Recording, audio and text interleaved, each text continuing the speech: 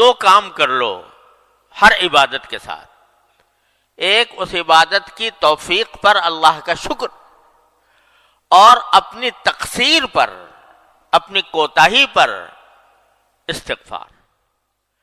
اگر یہ کام کرتے رہو گے تو انشاءاللہ رفتہ رفتہ راستہ طے ہوتا جائے گا، اور ایک وقت آ جائے گا، ضرور آ جائے گا انشاءاللہ، کہ تم احسان کے مرتبے تک پہنچ جاؤ گے.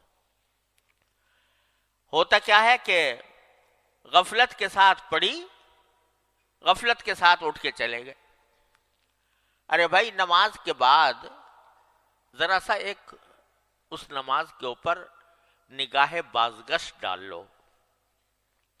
یعنی اس کا ذرا تصور کرو کہ میں نے یہ 4 رکعتیں پڑھی تو کس طرح پڑھی، اور اس کے اوپر نگاہ بازگشت ڈالتے ہوئے پہلے اللہ جل جلالہ کا شکر ادا کر لو، اور شکر ادا کر لو کہ اللہ آپ کے نے جس طرح بھی توفیق دی، آنے کی توفیق دے دی، اپنے بارگاہ میں حاضری کی توفیق دے دی، اے اللہ میں اس پر شکر ادا کرتا ہوں. اور اے اللہ میں آنے کے بعد آپ کے دربار کا جو حق تھا وہ تو کہاں ادا ہوتا، جو کم سے کم مطالبہ ہونا چاہیے تھا وہ بھی مجھ سے پورا نہ ہو سکا. دیکھو خشوع کا اعلیٰ مقام تو وہ ہے جو حدیث میں فرمایا گیا کہ ان تعبد اللہ کأنک تراہ. اللہ تبارک و تعالیٰ کی عبادت اس طرح کرو جیسے کہ اللہ کو دیکھ رہے ہو، اور اگر نہیں دیکھ رہے تو کم از کم وہ یہ خیال کر لو کہ وہ تمہیں دیکھ رہا ہے. اعلیٰ مقام تو یہ ہے کہ پوری نماز میں اول سے لے کر آخر تک بندہ اللہ تبارک و تعالیٰ کی طرف متوجہ رہے اور یہ سمجھے کہ میں اللہ کو دیکھ رہا ہوں یا اللہ مجھے دیکھ رہا ہے. لیکن ادنا درجہ کیا ہے؟ ادنا درجہ یہ ہے کہ کم از کم جو الفاظ تم زبان سے نکال رہے ہو دھیان ان الفاظ کی طرف ہو. جب الحمدللہ کہا، الحمدللہ رب العالمین کہا، تو دھیان ان الفاظ کی طرف ہو. میں نے یعنی پتا ہو کہ میں الحمدللہ رب العالمین کہہ رہا ہوں، الرحمن الرحیم کہہ رہا ہوں. اور اس میں حدیث میں آتا ہے کہ نبی کریم صلی اللہ علیہ وسلم نے فرمایا کہ جب بندہ الحمدللہ رب العالمین کہتا ہے تو اللہ تبارک و تعالی جواب دیتے ہیں حمیدنی عبدی، میرے بندے نے میری تعریف کی.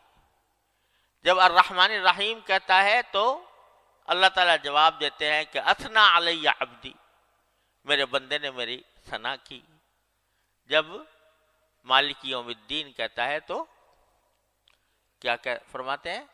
مجدنی عبدی، میرے بندے نے میری بزرگی بیان کی. اور جب کہتا ہے ایاک نعبد و ایاک نستعین تو باری تعالیٰ فرماتے ہیں کہ یہ جو وہ کہہ رہا ہے بندہ، یہ میرے اور بندے کے درمیان ہے یہ معاملہ. وہ میری عبادت کرتا ہے، میں اس کی مدد کرتا ہوں. ایاک نعبد و ایاک نستعین. تو آدمی کم از کم اتنا جو ادنا خشوع کا درجہ ہے وہ کیا ہے کہ جو الفاظ زبان سے نکال رہا ہے انسان، ان الفاظ کی طرف دھیان ہو. میں نکال رہا ہوں، یہ نہ ہو کہ بس مشین چل پڑی اور آخر میں جا کے بس سلام پھیر دیا، بلکہ دھیان ان کی طرف ہو، الفاظ کی طرف ہو. یہ ادنا درجہ ہے. اور جہاں ذہن بھٹک جائے، خیالات آنے لگیں، پھر دوبارہ انہی الفاظ کی طرف آ جائے. یہ ادنا درجہ ہے خشوع کا. اس کی کوشش تو بندے کو ہمیشہ کرتے ہی رہنا چاہیے، ساری زندگی کرتا رہے. تو یہ کوشش ادنا درجے کا خشوع ہے، یہ بھی حاصل نہیں ہوتا. تو اللہ آپ نے تو کرم فرمایا تھا کہ ہمیں توفیق دی تھی کہ آپ کے دربار میں حاضر ہوئے، لیکن ہم نے اپنی طرف سے جو ہمارے کرنے کا کام تھا وہ ہم سے نہ ہو سکا. تو اللہ ہم اس پر استغفار کرتے ہیں. اسی لیے سنت ہے نبی کریم صلی اللہ علیہ وسلم کی کہ نماز ختم ہونے کے بعد فرماتے کہ استغفر اللہ استغفر اللہ استغفر اللہ 3 بار. استغفر اللہ فرماتے تھے. ابھی تو نماز پڑھی، نماز کوئی گناہ تو کام نہیں ہے، استغفار تو گناہ کے کام پر کیا جاتا ہے، لیکن رسول کریم صلی اللہ علیہ وسلم نماز کے بعد استغفر اللہ فرماتے تھے. کیوں؟ کہ اللہ توفیق تو آپ نے عطا فرمائی، لیکن میں آپ کی عبادت کا حق ادا کر نہیں سکا، میرا دل و دماغ ادھر بھٹکتا رہا. تو کیا ہوگا کہ میرے مالک کا کرم ایسا ہے کہ بندہ جب استغفار کرتا ہے، اس کی طرف رجوع کرتا ہے، اپنی عاجزی کا اعتراف کرتا ہے، اپنی بندگی کا اعتراف کرتا ہے، کہتا ہے کہ مجھ سے غلطیاں ہوئیں، مجھ سے کوتاہیاں ہوئیں، میں کسی طرح بھی حق ادا نہ کر سکا، ادنا حق بھی ادا نہ کر سکا، تو میرے مالک کا کرم ایسا ہے کہ جو کوتاہیاں ہوئی ہیں ایک طرف تو اس کو معاف فرما دیتا ہے، اس کو معاف فرما دیتا ہے. میرا بندہ ہے، کمزور ہے، اور اس کے اندر وہ صلاحیت نہیں ہے جو ہونی چاہیے، تو اس واسطے یہ مجھ سے رجوع کر کے اپنی ناتوانی، اپنی کمزوری کا اعتراف کر رہا ہے، اپنی تقصیر کا اعتراف کرتا ہے، تو میں اس کو معاف کر دیتا ہوں. معاف کرنے کے کیا معنی ہوئے؟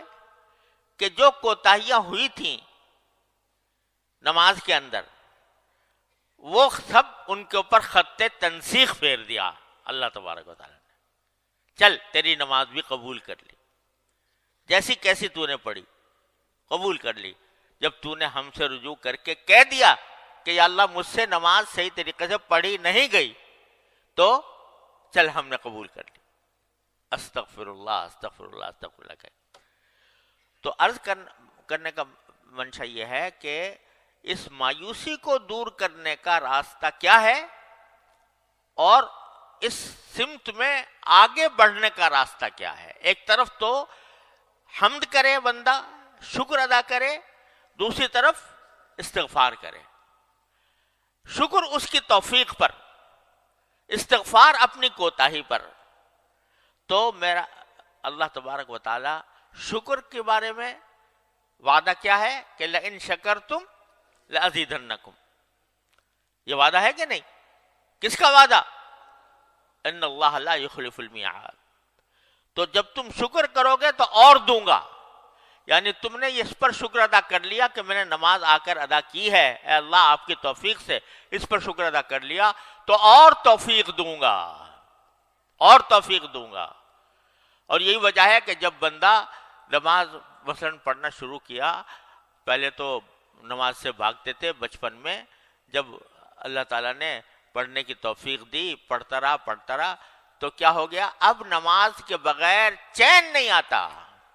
آتا ہے کسی نمازی کو نماز کا وقت آ جائے اور گزرنے لگے نماز کا وقت، چین آئے گا؟ کسی نمازی کو چین نہیں آئے گا.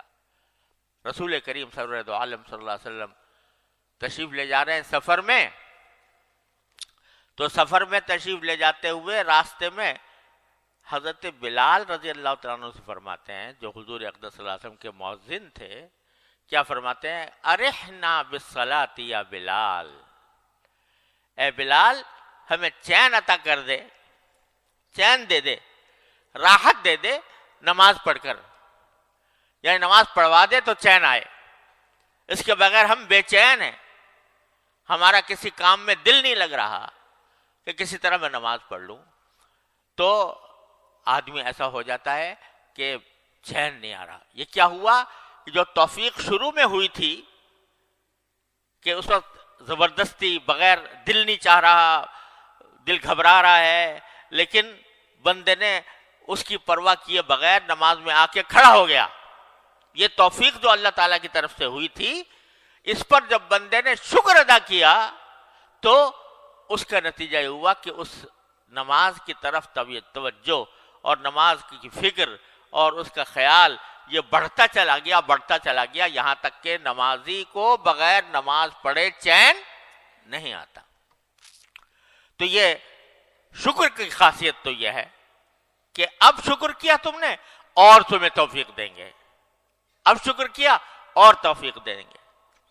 اور استغفار کا خاصہ یہ ہے کہ بندہ کتنے بڑے سے بڑے گناہ لے کر پہنچ جائے اس دربار میں، بڑے سے بڑا گناہ لے کے پہنچ جائے، اور صدق دل سے، نیک نیتی سے، عاجزی سے اور اپنی بیچارگی سے باری تعالیٰ سے کہتے استغفر اللہ ربی من کل ذنب واتوب الیہ، اے اللہ میں معافی مانگتا ہوں، جو کوتاہی ہوئی ہے میں معافی مانگتا ہوں۔ تو یہ استغفار ایسی چیز ہے کہ میرا مولا اس کے اوپر معافی کا اس نے وعدہ کر رکھا ہے، وہاں شکر پر وعدہ یہ کر رکھا ہے کہ اور دوں گا، یہاں استغفار پر یہ وعدہ کر رکھا ہے کہ تمہاری غلطیاں معاف کر دوں گا۔ ان اللہ یغفر الذنوب جميعا یا عبادی الذین اسرفوا علی انفسهم لا تقنطوا من رحمت اللہ ان اللہ یغفر الذنوب جميعا۔ تو جو اللہ تبارک و تعالی یہ وعدہ کر رہے ہیں کہ میری رحمت سے مایوس نہ ہونا،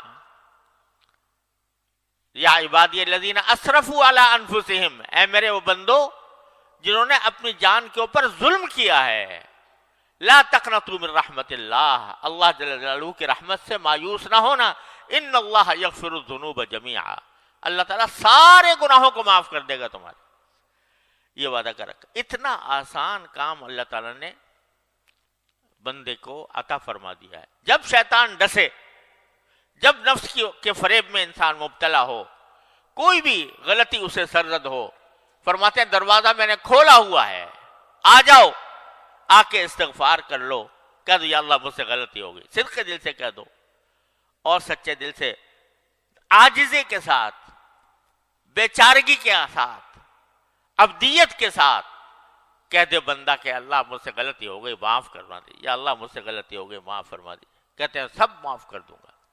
معاف کرنے کے کیا معنی؟ کہ وہ ساری کوتاہیاں جو تم نے کی ہیں وہ میں نے معاف کر کے تمہارا پرچہ صاف کر دیا، تمہارا صفحہ صاف کر دیا۔ تو جو بندہ نماز کے بعد، یعنی نماز کے بعد ایسے ہی اٹھ کے نہ چلے جاؤ خدا کے لیے، نماز کے بعد تھوڑا سا بیٹھ کر، ایک تو جو تسبیحات مسنونہ ہیں وہ تو ہونی چاہیے، لیکن اس کے ساتھ تھوڑا سا نگاہ بازگشت ڈال لو نماز کے اوپر کہ اللہ میں نے نماز پڑھی، ایک تو میں آپ کا شکر ادا کرتا ہوں، توفیق دے دیا آپ نے، کم از کم ظاہری شکل نماز کی میری کروا دی آپ نے اپنے فضل و کرم سے، وہ بھی میری بس سے باہر تھا، آپ نے اپنے فضل و کرم سے کروا دی۔ دوسرے میں استغفار کرتا ہوں، کہے پر کرتا ہوں جو میں نہ مجھ سے کوتاہیاں ہوئی ہیں اس نماز کے اندر، ان پر استغفار کرتا ہوں۔ یہ کر کے دیکھو ہر نماز کے بعد کتنا وقت لگے گا؟ 1 منٹ 2 منٹ، اور ذرا سا اگر تھوڑا سا اور بڑھا لو کہ اپنی ان 4 رکعتوں کا جائزہ لے کے دیکھو، میں نے تکبیر تحریمہ ٹھیک سے ادا کی تھی، میں نے سورہ فاتحہ ٹھیک سے پڑھی تھی، میں نے رکوع صحیح طریقے سے کیا تھا، میں قیام صحیح طریقے سے کیا تھا، میں نے سجدہ صحیح طریقے سے کیا تھا، اور ساتھ میں یہ کہ میرا دھیان کہاں تھا، میرا دل کہاں تھا، دماغ کہاں تھا، اس کا ذرا سا جائزہ لے لو۔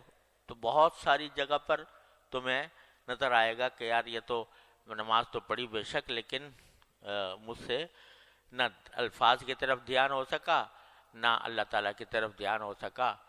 تو جب یہ تصور آئے تو شرمندگی تو ہوگی، ندامت ہوگی، اس ندامت کے لیے کہہ دو استغفر اللہ استغفر اللہ استغفر اللہ، اللہ تبارک و تعالیٰ کے سامنے بارو۔